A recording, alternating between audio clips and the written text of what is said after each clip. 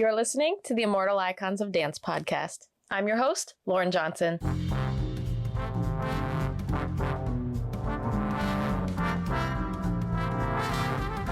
In today's episode, we're talking about the legacy of Arthur Mitchell. But before we get to the interview, I wanted to start by giving you a 2-minute overview of Arthur's life and accomplishments. Arthur is most well known for being the first Black principal dancer of a major ballet company in the 1950s, and for co-founding the Dance Theatre of Harlem. Arthur was born in New York City in 1934. As a kid, he learned to tap dance, and a guidance counselor at school suggested that he audition for the High School of Performing Arts. When he did, he received a full scholarship. When he graduated, he received the school's dance award, and he was the first male to win that. After graduation, he received a full scholarship to the School of American Ballet at the age of 18. Between 1952 and 1954, Arthur performed in 2 Broadway shows titled Four Saints in 3 Acts and House of Flowers. 3 years after entering the School of American Ballet, he was invited to join the New York City Ballet, where he would originate roles in ballets like Agon, The Nutcracker, and A Midsummer Night's Dream. After becoming an important and celebrated dancer in the company, he co-founded the Dance Theatre of Harlem in 1969 with Carl Schuck. What they created was a ballet school and company that was racially and ethnically diverse and inclusive. In time, the company rose to artistic prominence, keeping pace with New York City Ballet and American Ballet Theatre.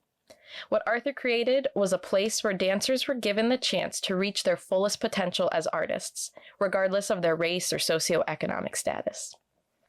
Arthur's contributions to the dance landscape in America didn't come without a struggle, but his achievements have been recognized. He received the Kennedy Center honor in 1993 and was named a MacArthur Genius Fellow in 1994. He also received the U.S. National Medal of Arts in 1995 from President Bill Clinton, and that's just a few of the awards he's received. Arthur passed away in 2018, but his legacy lives on in his students. Joining us today to talk about Arthur Mitchell is Theara J. Ward. Theara began her dance training at the Jones Haywood Dance School in Washington, D.C. She began performing with the Dance Theatre of Harlem in New York at the age of just 13 and danced her first principal role at 17 in Balanchine's Agon. After her ballet career, she began performing in musical theater, starting out in the Paris production of Cats the Musical, before making her Broadway debut in the Tony Award-winning Black and Blue in 1989. She also originated the role of the Ghost of Christmas Future for the Madison Square Garden version of A Christmas Carol. Theara has appeared in commercials and on various television specials, and she wrote and performed her own one-woman show titled From the Heart of a Sister. She continues to share her experience and passion in the classroom by teaching in arts education programs, including at Alvin Ailey and the Dance Theatre of Harlem, and lecturing at several universities. Theara also uses her gifts to minister to others through liturgical dance.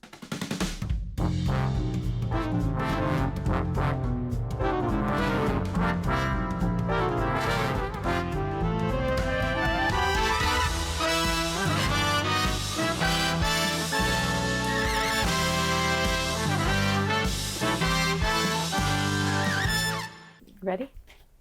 Okay. Today on the podcast, we are welcoming Theara Ward to the Immortal Icons of Dance. I'm going to do that one more time. Today, we are welcoming Theara Ward to the Immortal Icons of Dance podcast. She is here to talk about her experiences working with the great Arthur Mitchell. Thank you, Lauren. I'm so glad that you could join me here today. So I want to start off talking a little bit about your early training. I know you grew up in Maryland and trained at the Jones Haywood School, which is where Chita Rivera and some other great dancers came from. Could you talk more about your early training? Well, my earliest training actually started with Gwendolyn Biddle in Baltimore, Maryland, who was a friend of my mother's. Mm-hmm. And she had a dance school in her basement. Oh, really? And it's interesting how there's so many different people that came through that basement school and that I would run into later in life. Mm-hmm. And she brought me to New York for Dance Educators of America and introduced me to Dance Theatre of Harlem. And that's how I found out about Dance Theatre of Harlem, through Gwendolyn Biddle. Mm-hmm. And from being at Dance Theatre of Harlem for the summer intensive when I was 11 was how I ended up at Jones Haywood. And Mr. Mitchell and Mr. Schuck, Carl Schuck, recommended that I go there for further and more intense training. Could you tell me some more about what you learned in your early training that prepared you later for your career in Dance Theatre of Harlem? Doris Jones and Clara Hayward were very strict. I'll say that again. Doris Jones and Clara Hayward were very strict. And they had one of the most successful Black ballet schools in Washington, D.C., and some of their alum include Hinton Battle, Cheetah Rivera, as you said, Lewis Johnson, who choreographed the film The Wiz and other things, Sandra Fortune Green, and she's a product of Jones Hayward, and she won the Varna competition with Sylvester Campbell. And I think they were the first Blacks to do so. And a number of other people. Charmaine Hunter, she taught there for a season and was mentored by Miss Jones and Miss Hayward as a teacher. So there are a lot of people. Could you talk about your transition then from Maryland to then moving to New York? When did that transition take place? You said when you were first introduced to Dance Theatre of Harlem, did you know right then that that was a goal for you, or how did that all develop? Well, from the first summer session, I was hooked. And Mr. Mitchell saw something in me. He used to go around the entire school and pick people out, just random. And so he made it clear that there was something that I had, but I needed a lot more training.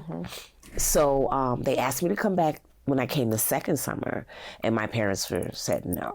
By the third summer, I was 13, and the dialogue changed a bit. They said, well, send her to Jones Hayward, continue with that, and we'll see what happens. And so then they found a family for me to live with. And was actually one of the students that was in my class with me. And I lived with her family for a while, and then I ended up with family members, and that's a whole thing all into itself. But my family let me come when I was 13. The agreement was that I would live with families until I was 18. Oh, wow. And so I went to Dance Theatre of Harlem offered me full scholarship to Professional Children's School for my academics. And I had scholarship to Dance Theatre of Harlem. I was an apprentice.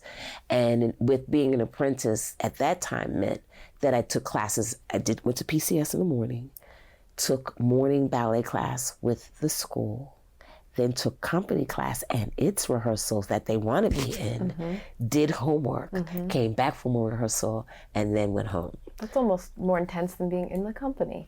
That schedule wasn't like that the whole time, but that was the base. Yeah. There was a period of time where it was just the 11 to 4 schedule, which was good for me to go home and do my homework. Okay. But I definitely there was a period of time where I was taking ballet class in the school and taking company class. And I look back on it and say, thank you. I'm so glad I had that to do. Yeah. What was your very first impression of Mr. Mitchell? Can you paint us a picture? What did he look like? What did he sound like? What did the room feel like? He was like a whirlwind. He would just walk in the room and you heard those heels on the floor. He was like a force of nature walking in the room. Yeah. And so you would kind of be in awe of his mere presence. He was very striking when he walked in the room. He took the space when he walked in the room. So we were all impacted by that. Even as we got older, when you heard those steps from down the hall, you're like, oh, and you would pull up. You knew it was time to pull up and be on your A game. Yeah. So while you were in the summer courses, was he ever teaching class? Yes. Or was he observing? He was teaching? Yes. Not consistently, but he would periodically, teach class just to make his presence known and to see what kind of talent was in the school. He really was very good at keeping his pulse on, his thumb on the pulse of what was happening in the school, and the feeding line from the school to the company. What were his classes like? His classes were high energy, fast, very rhythmic. He wanted us to, he kind of wanted to demystify the stoicism of ballet and make it real for us, because there was a whole cultural thing that he was dealing with that he was very much aware of. Yeah. So he made ballet real to these different people of color that came. And we did the classical with the classical music, but we also did things utilizing things from the music from the diaspora, movement from the diaspora, American jazz. And that made it real for us. So in classes at the end, we would often do steps, that combinations that he would give us either at the bar or going across the floor, utilizing maybe a bossa nova, Cuban rhythms or show tunes, whatever he was in the mood for that day. But he wanted us to be able to make those connections. Yeah. What were some corrections that he would give in class? What's a Mr. Mitchell correction? On the beat, point your toe, over the middle finger, hold your arms. What are you looking at? Focus. Lengthen your torso, lengthen your neck.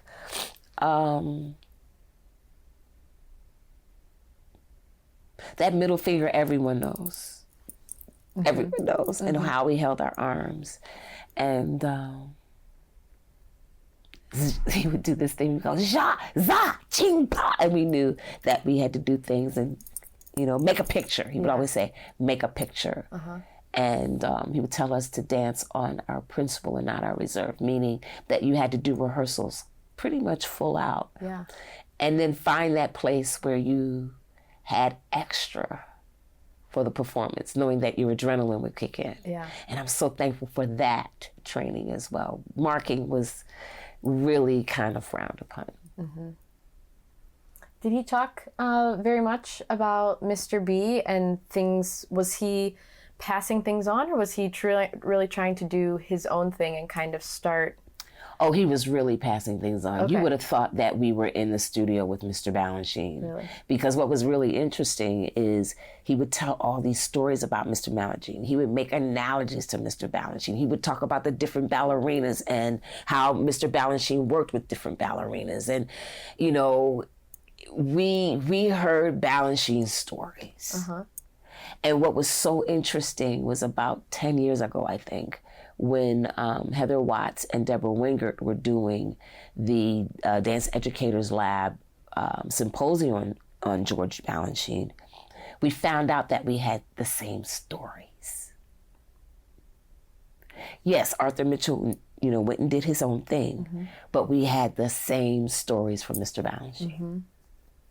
So, yeah, he definitely understood the continuum. Yeah. And Mr. Balanchine was clearly aware that Arthur Mitchell was going to have to do his own. And I believe he began to pour into him as a leader and director early on, more so than most people, knowing that the social cultural climate that they were in needed him to take what he got from George Balanchine, and do what he was going to do with it. He didn't know when it would happen. But I think, because from working in the archive, I kind of saw that you see it in pictures. You see the setup. Yeah. So it was inevitable. Is there an anecdote or a story that you can recall that Mr. Mitchell shared about, a Balanchine story that he passed on in the studio? One of the ones that comes to mind right now is when he was coaching Agon and he was talking about working with Tanneke Leclerc, George Balanchine working with Tanneke Leclerc, and kind of the guiding her feet, that he thought that may have been inspired with, the placing her foot on the floor and placing his hands on the feet. It was kind of reminiscent of that. That was a story that I made a connection. Gosh, this is a long time. Oh, goodness. He knew that Mr. Balanchine had an affinity for Tbilisi, Georgia, where he was raised. And he would tell little anecdotes about that. He would talk about Mr. Balanchine's musicality and how essential it was to be musical. And he would say little things like dance as a woman or something something to that effect. Ballet as a woman. Ballet as a woman, yeah. And there are a bunch of them. If I got my journals, I could probably find them. But dance as a woman, ballet as a woman, that was definitely one. But there were a lot of them. If you can imagine grooming your son for leadership, in essence, the way that Mr. Mitchell spoke of George Balanchine was as he was his father, grooming him for life. So then you joined the company at what age? Oh, I don't even know how to answer this question. I started working with the company when I was 13, so I was an apprentice. I don't know when I got in the company, so to speak. It was just so murky. Okay. Because the way that Mr. Balanchine did is that you did roles working up to being promoted. You didn't necessarily get promoted and then, no. You had to earn your way through it. And so that's how Mr. Mitchell did as well. There were some people that had, obviously had more training and they were ready to just go into the company or be promoted. But most of us had to come by way of doing the roles, walking the walk, meaning having the character of a leader and not talking back to him, basically. I mean, I didn't do well with that, but I wasn't rude, but I always challenged, and he knew that I was naturally curious, so it worked for me. But I had to earn it, and I started doing my first principal roles when I was 15. And I did, I made my debut in Agon at the Royal Opera House, Covent Garden, when I was 17. Wow. And I don't know whatever. Sure, okay. But very young, as a teen, you were performing with the company, taking on. So Agon, for example, was created on Mr. Mitchell and Diana Adams. Tell me, pass on some pearls of wisdom of hearing from an originator of that role and learning that so early in your career. He talked about the mystery. He was very intentional. It's like part of him coaching was actually visual. The intent. There's this one thing that is etched in my mind when you put the foot on the floor before you pick up the toe to do the when you pull your leg over your head. And the way that he would have you grab your foot, or when when the man would take his hand away. And, it's just like creating this seamless, it's like a rubber band.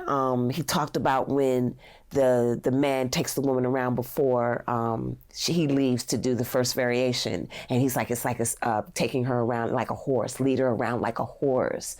For me, my big correction was, you can't lead him. Okay, so I really had to just learn to submit. Yeah. And let the man do it. Let the man do it. You're always trying to lead. Had you seen anyone else? Had you seen the ballet before you started learning it? Who I mean, perform? to do that role took more than just learning it. It took years. He let me know what ballets he wanted me to look at, but it took years of watching everybody that he could, watching videos, reading about the ballets, understanding the intent of the ballets. I watched people like Susan Lavelle, Stephanie Dabney, Lorraine Graves, Lydia Abarca. Who did I watch here? I think I saw Heather Watts do it. That's all I can remember off the top of my head. But I danced it, thankfully, with Mel Tomlinson. And my first time in New York was with Eddie Shellman. And then the next time I did it was with Donald Williams. And when I did the debut at Royal Opera House, it was with Mel. Yeah. Can you tell me more about that debut? Oh boy. Leading up to it on stage after the curtain came down. I was a wreck. Because not only did I have to do the lead in Agon, I had to do Adagietto, which was a pas de trois, and I had to do the lead in Douglas. That's what I'm saying. Ooh. If you're going to be a lead, if you're going to be a principal at DTH back in that time, you had to have the stamina. Yeah. You had to have the stamina. So I didn't get nervous because I think it was right after Dagietto I had to put my pointe shoes on for pas de deux. Well, Mel broke his foot during the pas de deux. So right before we finished, dum, dum, dum, dum, and we're standing there watching the conductor, he's like, Theara, my ankle really hurts. I'm like, okay, what do you need me to do? He's like, you better just keep dancing and do what I tell you. I was like, okay. And then, dun, dun, dun, dun, dun. So afterwards, we found out that he broke his ankle. He was so mad at me. And I was like, Mel, I don't, there's nothing I can do. I don't know. Because we had worked so long and hard for it. And Mel really coached me. He was like a big brother to me. And that was hard because he was angry. Fast forward a couple of years, when we did a big panel of generations of DTH ballerinas at the Collegium for African Diaspora Dance in North Carolina. And so Mel was there, so we were in his territory. Mm-hmm. So the older dancers on the panel like, Theara, we designate you to tell Mel that we're here. I said, fine. So I said, Mel, this is what we're doing. Do we have your blessing? He said, yes. Thank you for asking, Theara. And that's how we are. Mm-hmm. That's how we are. So when Mr. Mitchell died, I told Mel, because he wasn't going to come. I said, Mel, get your butt up here. And I said it just like that. I said, get your butt up here. It's going to be all of us. A couple of weeks after, a couple months after, his health began to decline. And I asked his caregivers if I could talk to him. And they allowed it. So that's why I'm getting a little choked up. But Mel was like a big brother. Mm-hmm. And Mel danced for City Ballet and Ailey. So, yeah. Mm-hmm. Could you tell me about Mr. Mitchell's style physically? He had long legs and a short torso, and he knew he was attractive, and so he carried himself that way. By the time I came along, he wasn't dancing as much, so he was really working at keeping his physique together. But it was still, he was still, in dancer looking. Yeah. I read one of the questions and it said, what did he wear? He would wear jeans or these knit pants with these like muscle shirts. What do they call them? They used to call them Kiana back in the day. They were these knit shirts, but they would, be tight fitting. Mm. And he would wear those to class. Mm-hmm. And that's what he would teach in. Mm-hmm. And these boots. Those boots. Because I think at one point when they did lecture demos, he tried to use tights and the kids just went crazy. So that's when he started wearing the pants and with the boots. Mm-hmm. You said that you would, in a healthy way, challenge him or push back, and I'm sure he challenged you. Could you talk some more about that, what that was like, and maybe something where you, whether in the moment or later on, kind of learned, oh, I went through that, and this is what he taught me through that? The biggest one, because I was one thing that I'll never forget, I was always one of those kids that pushed the bar. And I had this gray form-fitting knit dress, and we had gone to Paris, so I had these earrings that Patrick Kelly, the designer, had given me, and they were oversized, like a slice of watermelon. And so I came to, I think, one of these meetings, because we had dress code meetings. Before we went on tour, we had a meeting before every tour. And there were dress codes. You had to know what you could wear to different. There was casual, plain casual, dressy, after 5, cocktail, and formal. Business attire, we had a whole list. So he used me as an example once of when you are right at the edge. I think it was plain casual. But we were very colorful. But he used me that day as an example. And then he also used me in another meeting for what not to wear. And that day I had on my favorite overalls, which were these oversized cotton pants that are popular now. Mm-hmm. And they had a black and white print. I love those things. And overalls. And so it came here, cute, just cute, in these really big pockets. Yeah.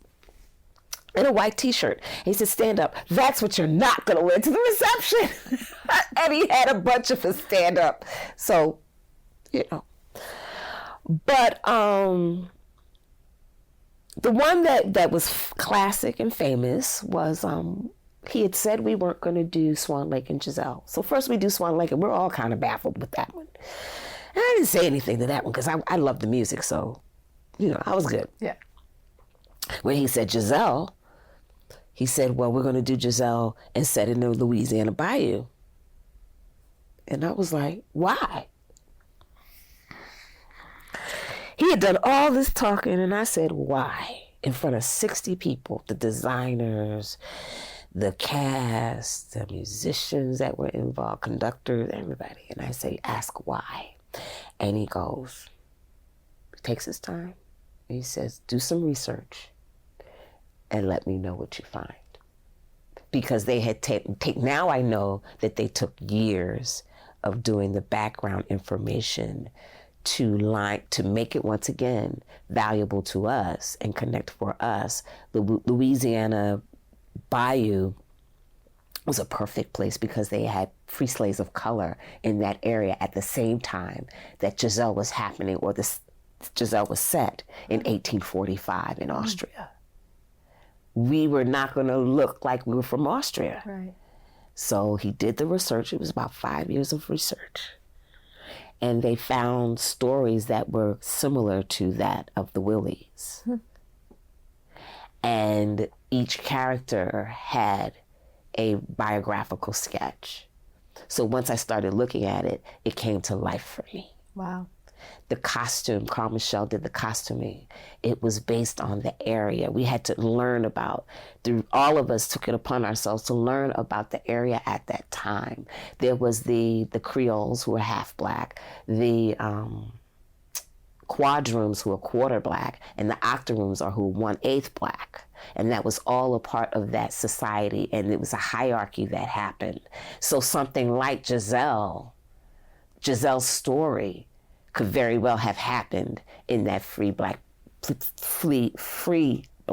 culture. Mm-hmm. But it lines up with the Giselle story beautifully. Wow. And the reason that we had a tombstone at the end, the way that it was situated is that in the bayou, you can't put bodies underwater because of the water level. So that's why the tombstone is that way. And the hanging moss.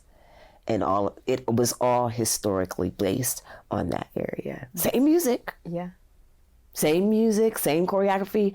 We were taught Giselle by Frederick Franklin. Ballet Russe de Monte Carlo. Yeah. He did a number of Giselles in his lifetime. Uh-huh. So, yeah. Wow, that's incredible. Mm-hmm. I'll have to look more into that. I did not know. That's so interesting. What's interesting to you about it? That to have found all of those parallels, to not just go, oh, we like the story and we'll just set it in, like to find. I mean, that's just an incredible amount of research that went into it, and to have all the different. That's just so interesting. When Arthur Mitchell became part of New York City Ballet in 1954, I believe, I think that's when he was promoted. I don't know if that was when he was promoted to principal or when he made his debut. I'm not sure which, but anyway, it was the 1950s. And he was a black man in America. So I don't know if he had the right to vote at that time until 1965. I'm not sure. I don't think he had the right to vote until 1965. There were certain places in the South that men of color couldn't go. So there was a very heightened sense of awareness of who he was as a man of color. But yet, his gift made room for him in this ballet company. And he was a hard worker. he passed that hard work ethic to us. We came about when the tide was changing by the time the Voting Rights Act had happened in 1965. And, you know, women's were allowed to vote, I think 1968 or whatever. But the culture began to change. But he was keenly aware of who he was as a man of color. And he had a dream of bringing some of the best dancers of color from around the world for his vision. And so he learned that there were certain things that he was going to have to do to make that possible. For a period of time, Dance Theatre of Harlem was a place where if you went on Broadway and you looked through bios for a good amount of time, someone came through Dance Theatre of Harlem if they were of color. It was something about it. And then there was when the company ended and that stopped happening. So he knew what he had to do. I don't know what it was like to be on the front line with him, to figure it out. Mm-hmm. But somehow he knew what he had to do. Mm-hmm. He set a precedent in that way. And we are trying to follow the precedent. Right. The example. Yeah, setting the example and opening the door for those behind you and creating the platform and the opportunities, because it wasn't just dance artists, it was also the musicians and the designers and, you know, everything, creating creative and artistic opportunities for everyone to collaborate. The first music director for Dance Theatre of Harlem recently in 2021, won the Pulitzer Prize for Music, Tanya Leon. She also won the Kennedy Center Medal. I don't think it was 2022. Mm-hmm. There have been a lot of firsts that have come through Dance Theatre of Harlem. Yeah. Tony Leslie James won a Tony Award for costumes. I believe that was for Jelly's Last Jam, if I'm not mistaken. But Tony Leslie James has won an award for costuming. Adrienne Wells has won numerous awards for costuming. She also came through Dance Theatre of Harlem. Yeah. Angela Bofill, Grammy, because we had a choir. Oh. Hmm? Wow.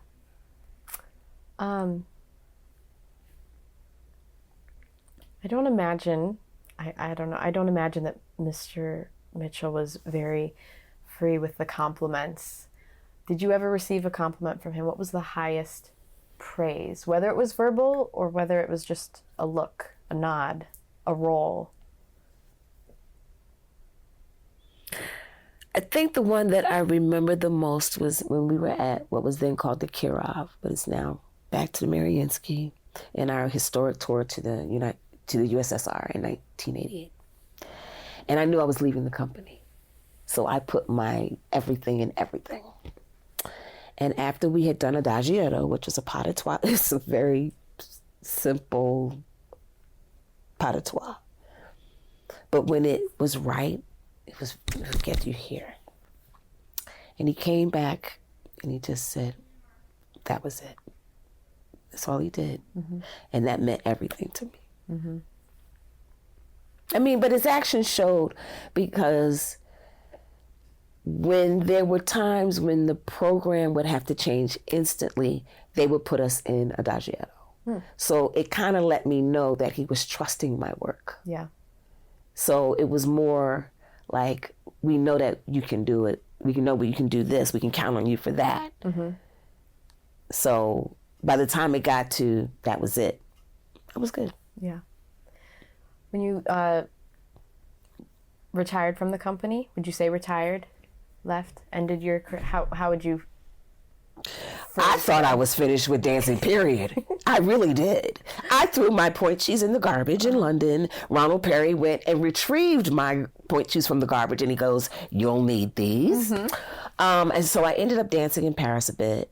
doing freelance work. And then I started doing prêt-à-porter shows, you know, they're little boutique shows and you do a little dancing with your sneakers, whatever. And then I came back to the States and I auditioned for the Ailey company because I had a chat with Alvin Ailey in Paris. He's like, come and audition for the company there. And I'm like, okay.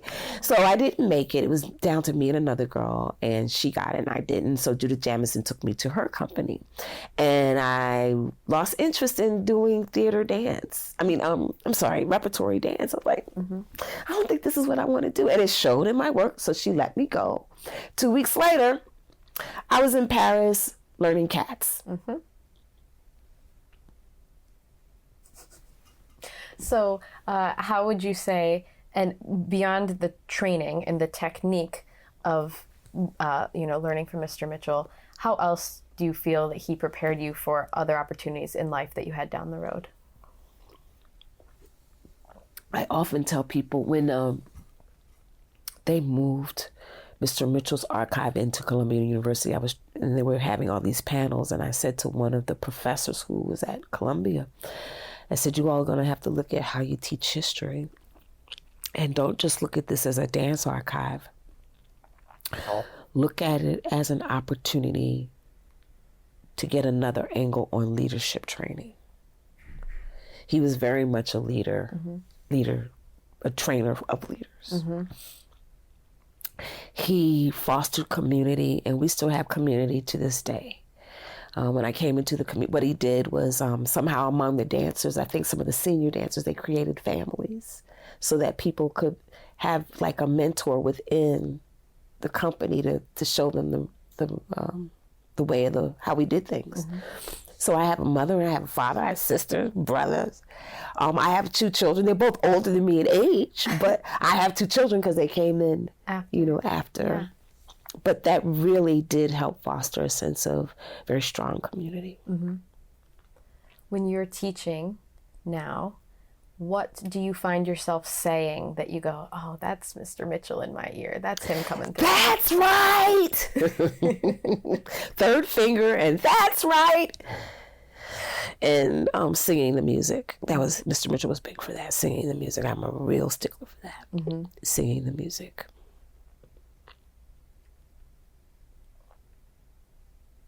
What do you hope that future generations can learn from Mr. Mitchell's career, whether it's through first-generation dancers like you that learned right from him, or from what they are able to watch on YouTube or read about him? What do you hope that people continue to learn from him?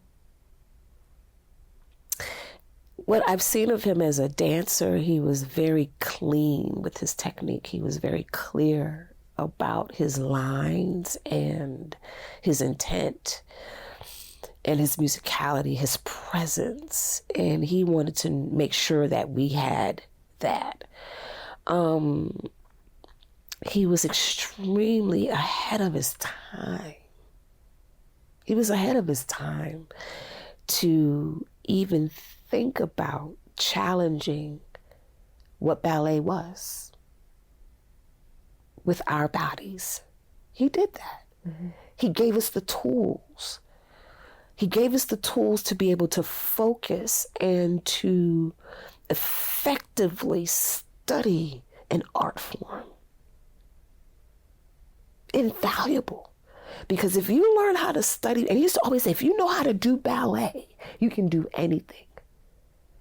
And I did find that the discipline for ballet has helped me, even in this stage of my life. The discipline over your flesh with your mind and your spirit. Ballet forces you to do that. And on point. He was, he really helped us to focus in that manner. Yeah. He also taught us how to do interviews and how to speak in public and how to express yourself and be articulate. He was very adamant about being able to express yourself and communicate well. We were taught how to conduct ourselves in public. There's certain things you do and just don't do. What were some of the things that he?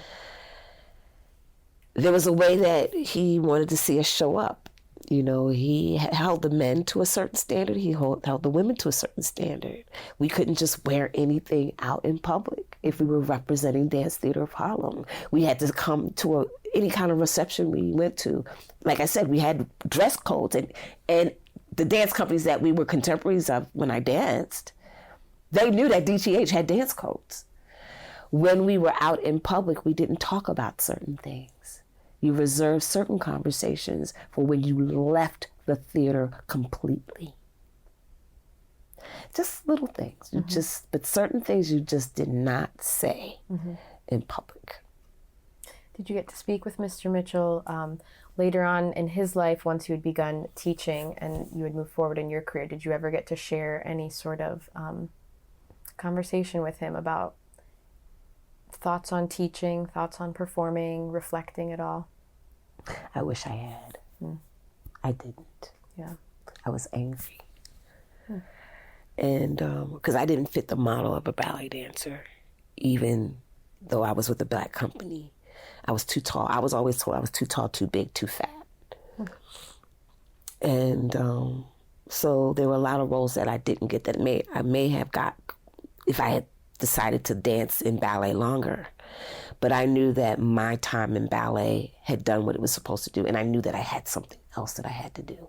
And actually, when I jumped into musical theater, it was at a pivotal time in its history, because it was when they were doing non-traditional casting, and I was right there in that season. And I was blessed to be able to work with Susan Stroman and Mike Ockrent on A Christmas Carol. The Ghost of Christmas Future was choreographed on me. There was a whole spread in the New York Times about the Rockettes had to kick eye length, and my kick was above, you know. And so I'm honored and humbled by that. I had to work my butt off 15 times a week from tap to point. It's because of what I learned at Mr. Mitchell. Yeah. That I was able to even attempt it, but my body just wasn't able to. And as a result, I ended up rupturing my Achilles tendon. I was doing double attitude turns every, 15 shows a week. And something began to happen with my calf, and it started to tear. And eventually the tendon ruptured. So it is what it is. But definitely, I wish I had talked more to Mr. Mitchell about teaching, about life. I did interact with him towards the end, and he actually summoned me to him when we did the Lincoln Center thing. And I don't know why I didn't go up there. But I was with the kids. The kids from the school had come. And I wanted him to see me with the kids and let him know that I got you. I have them. I'm going to do this. It's not important for me to talk to you. They're important. So yeah, I wish I had talked to him more. But I had a conversation with Cicely Tyson. Cicely Tyson was who he shared his vision for Dance Theatre of Harlem with. It was Cicely Tyson, Brock and Dee Dee Peters. And there was one other person, I can't remember who it was, that he woke them up and said, I got a vision for a dance company.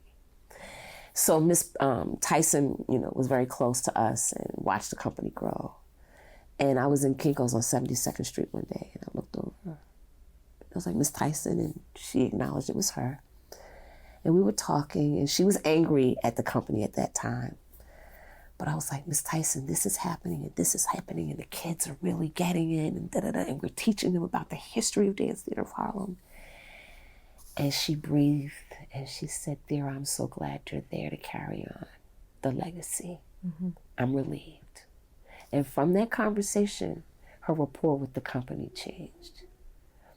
But